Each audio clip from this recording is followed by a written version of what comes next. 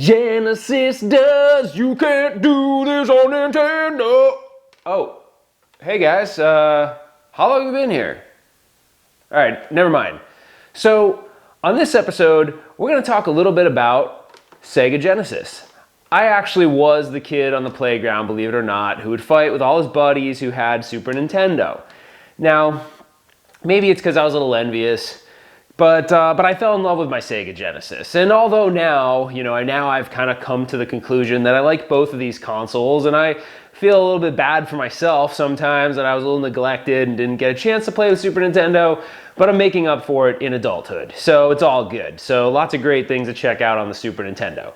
But the reason why we're talking about Sega Genesis is because it was the inspiration for this next Arcade1up build. So sit back, relax, and let's check it out. Sega.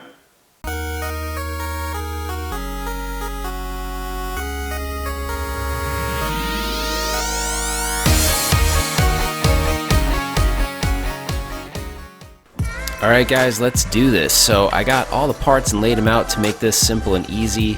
I'm using a bunch of third-party modified parts for this build, so you'll see I'll call them out as we go, but I was kind of excited because it made the process a lot faster for me.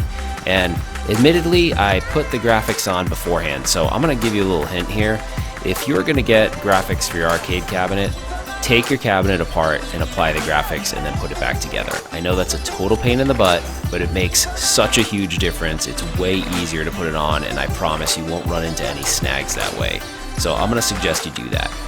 So as I'm putting this together, you'll see I'm actually using quite a few third-party parts that I got from different vendors, and I'm going to call those out, but I wanted to highlight them because honestly it made my process a lot easier, and they make some pretty quality stuff. So let's finish wrapping this thing up. I'm putting in the front panel. Unfortunately, it wasn't exactly how I wanted to do it. I put some Sharpie on the front. I don't know if you guys noticed that. That front panel always has some issues. So let's get started and check this thing out. So as we pan up the side, I'm super excited about the graphics on this cabinet. The graphics were designed by a company called Arcade Designs. The owner's name is Nick. This guy is super talented, and as you can see, his artwork is stellar. There's no pixelation. It's just awesome, high-quality images.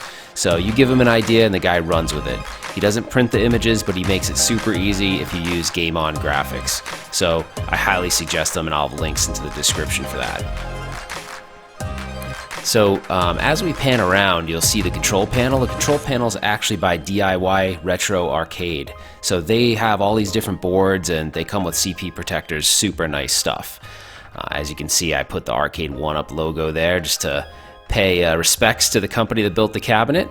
And the Marquee is super sweet. That's by Scott Evans. As you can see, the thing lights up.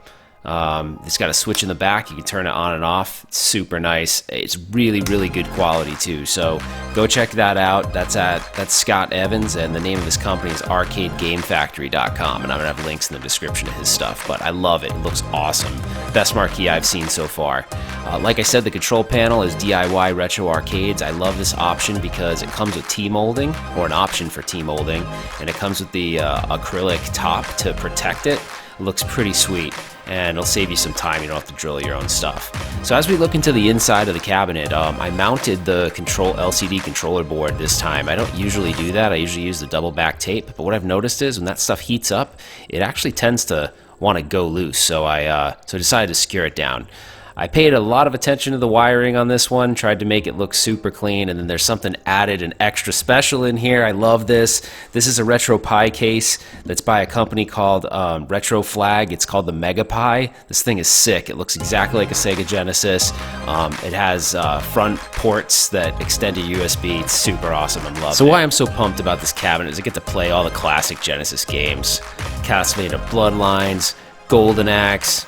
I love the Hyperstone Heist, Comic Zone, and of course the iconic and never gets old Streets of Rage. Love that game. So if you like this video, please like the video, please subscribe to the channel, please hit the notification bell so you can be informed of future videos. And guys, thanks for all the support. I love it. You guys are great. Thanks for watching. I'll see you on the next one.